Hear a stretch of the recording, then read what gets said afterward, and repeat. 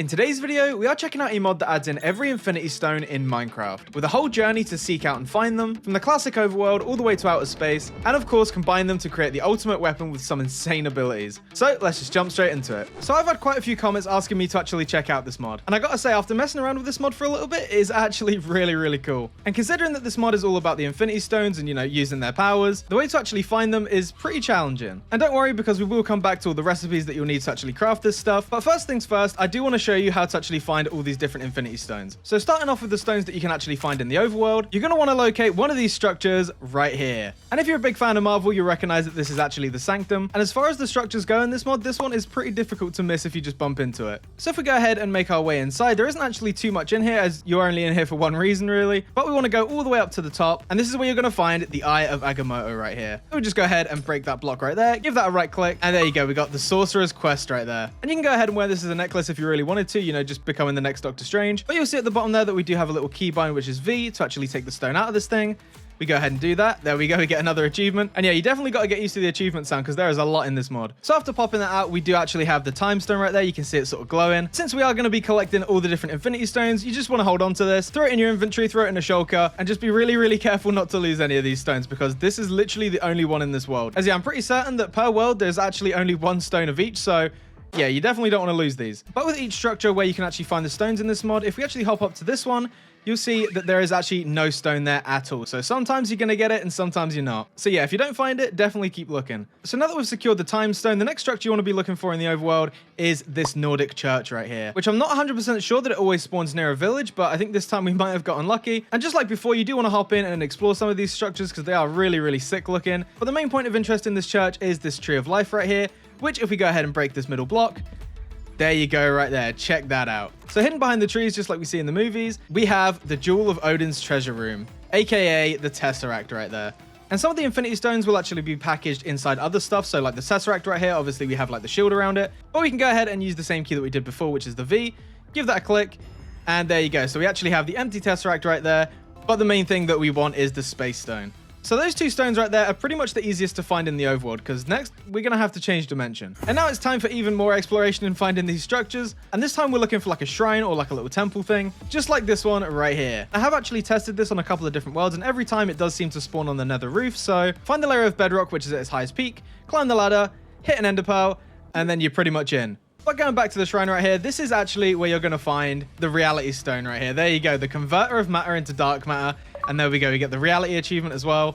And before I forget, I will say that you will need obsidian and a flint and steel if you actually, want to escape this, as otherwise you're pretty much just going to be stranded up here forever. So far you should have the reality stone, the space stone, and the time stone right here. And this is the point where we take another step up in finding these things, because the next stone on our list literally hides behind us beating the game or not. So once you're ready to find the next stone, you want to hop in the end portal, give the dragon a punch in the face. So now that you've freed the end, you want to be looking for something that looks just like this. And again, this is going to be pretty hard to miss if you are scouting out the end islands, because it is extremely flat and then you've just got these floating things. But as we make our way to the top, you'll recognize that we do actually have Thanos' throne right here. And in the middle, in an item frame, we have the Scepter of Loki. So yeah, they really weren't joking when they said that you actually have to go out and find these, because it's definitely an adventure to get all of these things. So when we have Loki's scepter actually equipped, we have one little ability with this thing, which is like a beam right there. And as you can see, it's pretty damn powerful. But once again, we press V.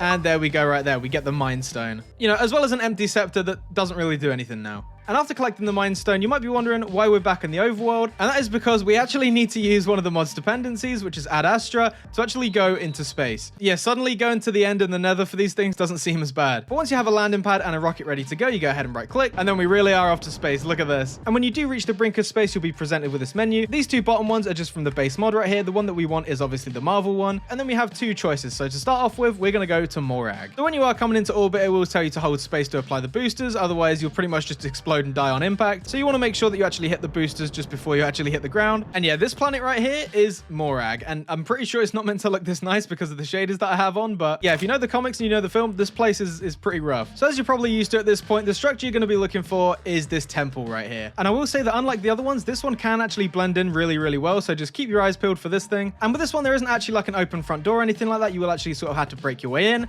And right there in the hallway, we have another stone, which as you can probably tell is the one that Star-Lord grabbed. So if we go ahead and grab this, There we go right there. We have the orb. And unlike a lot of the other Infinity Stones that are just pretty chill, this one is definitely not. Because as soon as I actually open this orb, you can see that when we are holding this thing, we have damage going all around us. So yeah, if you're storing these stones in a base or anything, just make sure you don't hover over it because your base will probably no longer be there. So just be careful of that. And again, I will say that the dimensions in this do look really, really sick, especially with like the green water. But yeah, probably not meant to have the nice blue sky up there, but still, it does look really, really cool. So at this point, you've got 5 of the 6 Infinity Stones, but the last stone that we need to grab, the Soul Stone, is probably one of the saddest ones in the entire mod. So if we go ahead and take off in our rocket again, and this time we're going to be selecting the other planet, which is Vormier. But yeah, this place is very, very creepy. And after exploring this absolute wasteland, you will come across this structure right here. And yeah, if you know how people get the Soul Stone, this one isn't any different. And as we get close to this structure, you will be greeted by this dude right here, who is the Soul Guardian. And you can see that he only has one trade, and that is the best friend's soul for the Soul Stone. And you might be a little bit confused on what that means, but yeah, this does need to happen if you want this stone. So, and thinking about it, this is actually like one of the most roughest things about this mod. Like, this is actually horrible, but it does need to be done.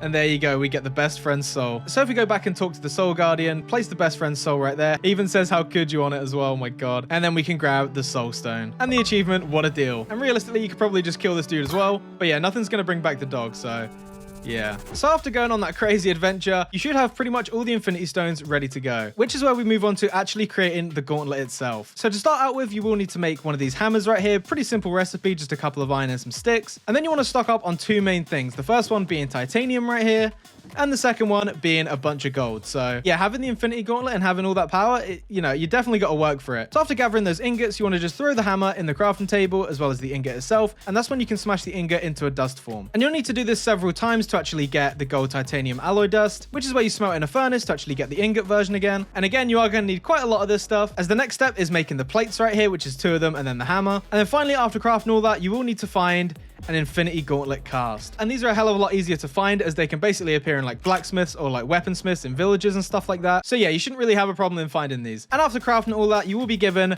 the blank Infinity Gauntlet, finally. Which when you're actually holding it, you want to press F so it goes in your offhand right there. And check this thing out. I mean, even without the stones, that already looks really, really sick. But this is the part where we can actually slot in each one of the Infinity Stones right here. Again, being really, really careful about that purple one, so I'm going to have to do it really, really quick. So as soon as you've actually slotted in a couple of the Infinity Stones, you will see a little menu popping up with all our abilities, to which you can shift and press I to actually change. But you might be thinking, damn, there is not a lot there. Like, that doesn't seem powerful at all. And that is because if we hit E and go into the power tab, each one of these stones actually has their own sort of skill tree right here. And yeah, some are definitely more flushed out than others, but regardless, there is a lot of abilities to check out here. And just like in the other Palladium mods, when we do try and actually unlock this, it doesn't work off experience, but this time, aspects of existence. And thankfully, these aren't actually too hard to come across, because with each one of these, as you can see, we have a giant beacon in the middle right here, as well as a chest, and inside the chest, you'll actually find a couple of these shards that we were talking about earlier. You know, on top of having pretty much like a full beacon right here for you to just, you know, steal. So it's honestly a pretty good trade-off. And like I said, these will actually spawn randomly throughout the world. So whilst you are actually looking for the Infinity Stones, you'll probably bump into a couple of these along your way. So definitely make sure to grab them. And once you have collected a bunch of those shards, throw them in the crafting table with a bottle of enchanting.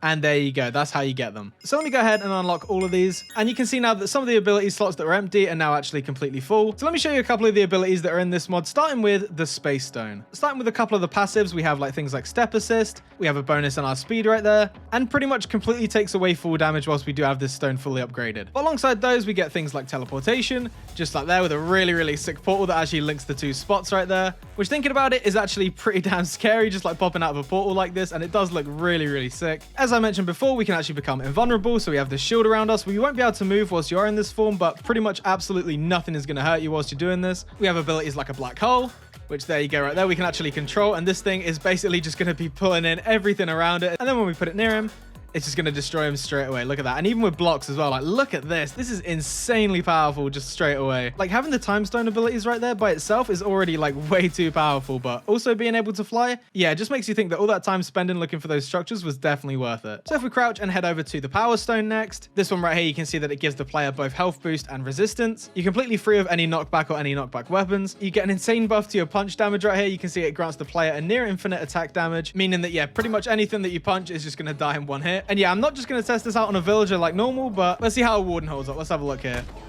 Yeah, literally just punch the warden in one tap. And then we have one of the power stone's all-time classic moves, which is this one right here, which is just a beam that is just so powerful. Like, this thing is just insane. And you can see that when I'm using this, it does actually smelt a bunch of different blocks around me. So yeah, again, another insanely powerful ability right there. Let's go ahead and switch to the Reality Stone next, where the first ability, we can actually give entities nearby blindness, nausea, darkness, and slowness pretty much all at once. So it's just horrific to go against anybody with this ability. We have completely true invisibility, so there's literally no particles or anything behind us when we're actually walking, so you are completely invisible. Like, nobody's ever going to find out where you are. We have the ability to shrink, and just like that, which is really, really cool to sneak around. And the last ability for the Reality Stone is this one right here, which is just absolutely mind-boggling how this works, right? So any block that you actually look at gets added to your inventory, meaning that I could literally just keep moving my mouse over this ancient debris right here, and it's just going to keep counting up, as you see right there. So literally anything that I look at, we've got the quartz right here. Say we want a trapdoor, look at that.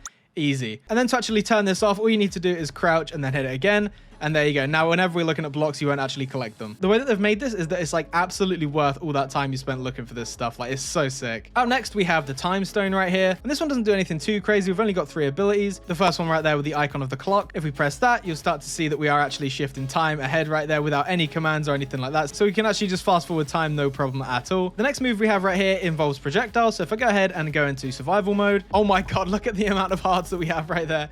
That is insane. You'll be able to see that all the arrows that are actually being fired at us are just completely stopping, basically giving you an invisible force field, you know, basically becoming Gojo from JJK with this ability. We also get the ability to stop the daylight cycle completely, as well as actually being able to type in a command and just change it to whatever you want. The next one is the Mind Stone, which starting off with gives us the power just to walk through anything we want. Whilst we have this active, you can see that we're in like a flickering state right here, and we can just walk through absolutely anything, no problem at all. And yeah, it turns out that this is the stone that actually gives you flight instead of the one at the beginning, the Space Stone. So yeah, my bad for messing that up, but this is the one that actually gives you flight. And with the Mind Stone, you actually have a pacify ability, so any hostile mobs around you will just completely become passive and become your friend. So yeah, anytime you're in any danger from any mob, you could just use that and just be completely chilling. And then the final stone, we have, of course, the Soul Stone right here, where we have a couple of passives, so everything around us will actually glow, so we know where everything is. We also get completely infinite saturation, so no hunger at all. We can spawn in an absolute bunch of zombies right here, so you know, just make sure that you use that at nighttime instead of daytime. We basically have infinite regeneration, so we'll never get hurt, along with all those hearts that you saw earlier with the different health. And the last one is basically making us completely immortal. So like, there's no way that anything could fight you with this. Like, I'm trying to think of like different mods with like powerful bosses, but